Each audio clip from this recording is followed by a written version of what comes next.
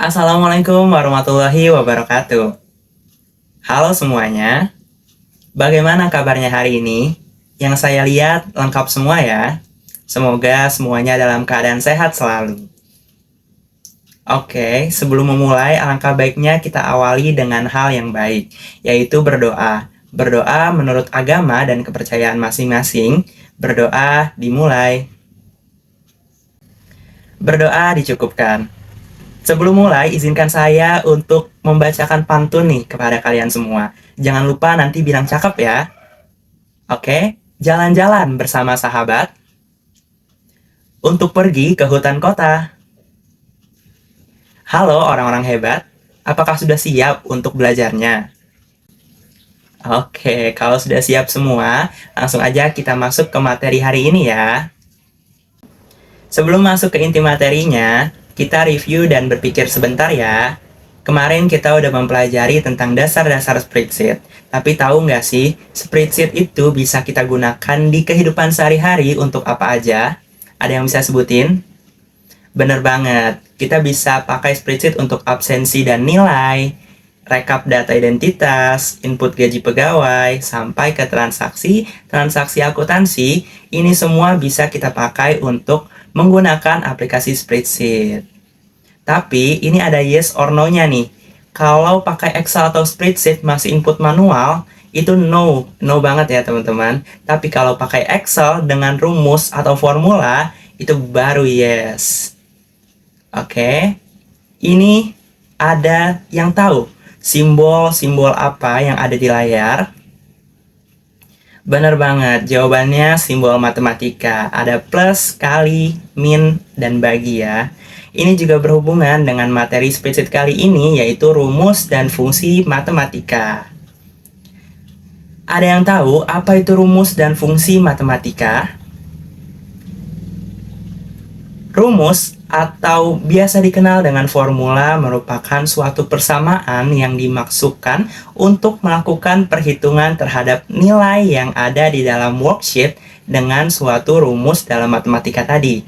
Sedangkan kalau fungsi matematika adalah suatu rangkaian rumus yang terdiri dari beberapa rumus matematika yang sudah tersusun yang dapat langsung digunakan sesuai kategorinya. Singkatnya, kalau formula atau rumus itu menggunakan persamaan satu-satu kita inputnya. Kalau fungsi matematika itu sudah ada susunannya, sudah sedemikian rupa rangkaian rumusnya langsung bisa dipakai sesuai dengan fungsi dan kategorinya. Jadi itu ya bedanya rumus dan fungsi matematika. Nanti untuk lebih jelasnya kita kenalan dengan jenis-jenisnya. Tapi sebelum itu ada kuis singkat nih. Masih ingat nggak suatu rangkaian yang terdiri dari atas beberapa rumus matematika yang tersusun sedemikian rupa dapat langsung digunakan sesuai dengan kategorinya disebut apa? Benar banget, jawabannya C, fungsi matematika. Oke, jadi udah bisa bedain ya fungsi dan rumus matematika itu seperti apa.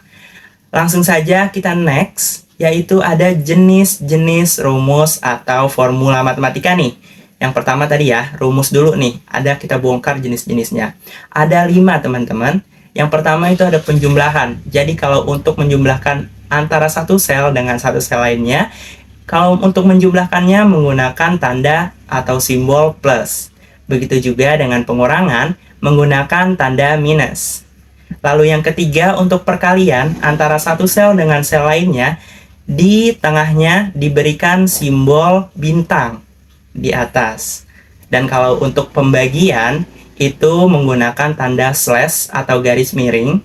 Sedangkan yang terakhir untuk perpangkatan bisa menggunakan simbol segitiga di atas, yaitu untuk mempangkatkan sel dengan pangkat yang akan kita mau gunakan. Contohnya bisa dilihat seperti di layar ya. Oke, kita review dengan kuis singkat dulu. Di dalam Microsoft Excel, jika ingin melakukan fungsi matematika perpangkatan suatu bilangan, bisa menggunakan simbol apa?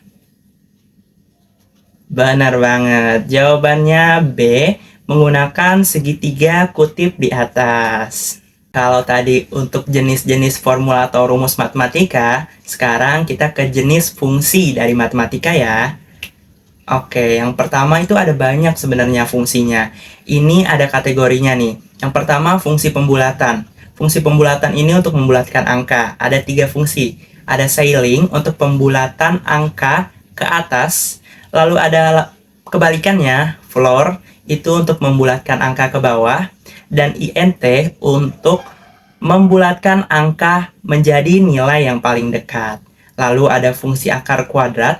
Kita bisa menggunakan fungsi sama dengan ABS untuk menghasilkan absolut suatu nilai. Dan yang kedua, SQRT untuk mencari suatu akar pangkat dari angka yang di dalam sel kita mau.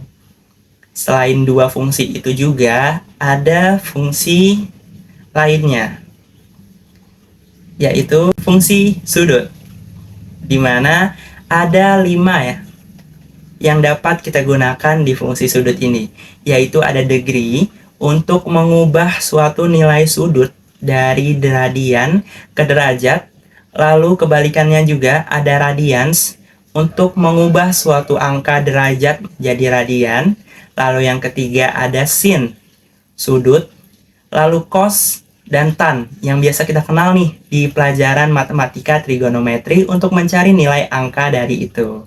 Dan fungsi untuk sudut ada juga fungsi logaritma, yaitu kita dapat menggunakan ln untuk mencari nilai ln atau natural logaritma dari suatu angka. Lalu ada log sendiri yang merupakan kita bisa cari nilai logaritma dari suatu angkanya. Lalu selain itu ada fungsi lainnya, ada pi, itu merupakan luas lingkaran untuk 3,14. Lalu ada RAND, merupakan fungsi nilai acak atau random mulai dari 0 hingga 1. Nah, itu tadi sebagian fungsi matematika dalam suatu spreadsheet atau Excel yang dapat kita gunakan. Sebenarnya masih ada yang lainnya, teman-teman bisa explore dan cari tahu sendiri nantinya ya, fungsi dan kegunaannya serta cara pemakaiannya. Oke, ini ada review kuis singkat lagi. Fungsi matematika dalam Microsoft Excel yang menghasilkan nilai dari suatu angka berupa nilai logaritma adalah... Benar banget, jawabannya tentunya adalah D ya, sama dengan log untuk logaritma. Oke, tanpa berlama-lama lagi teman-teman, kita udah tahu pengertian dari fungsi dan formula dan rumus matematika dalam spreadsheet.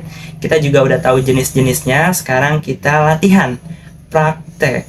Oke. Di sini ada soal latihan daftar penerimaan pendapatan bengkel Purnama ya, dari bulan Januari sampai dengan Mei. Lengkapilah data yang masih kosong menggunakan rumus dan fungsi matematika. Ingat, jangan manual ya. Silahkan teman-teman bisa kerjakan, lalu nanti kita cocokkan jawabannya. Apakah sudah selesai semuanya? Oke, langsung aja ya kita cocokkan jawabannya.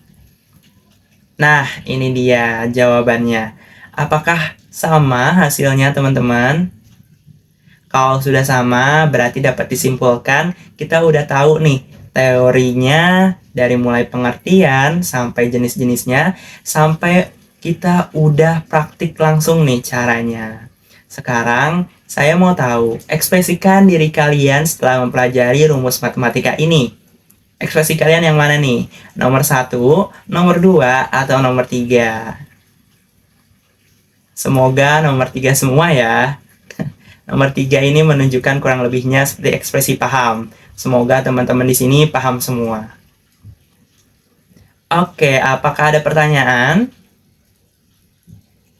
Oke, kalau tidak ada, jangan lupa kerjakan juga penugasannya ya, pilihan ganda dan esai yang sudah ada di modulnya. Pembelajaran hari ini selesai, cukup sekian. Izinkan saya juga menutup kali ini dengan pantun. Jangan lupa teman-teman bilang cakep juga ya. Oke, jalan-jalan bersama sahabat, pulangnya membeli bunga. Terima kasih orang-orang hebat. Sampai jumpa di pertemuan selanjutnya. Terima kasih. Wassalamualaikum warahmatullahi wabarakatuh.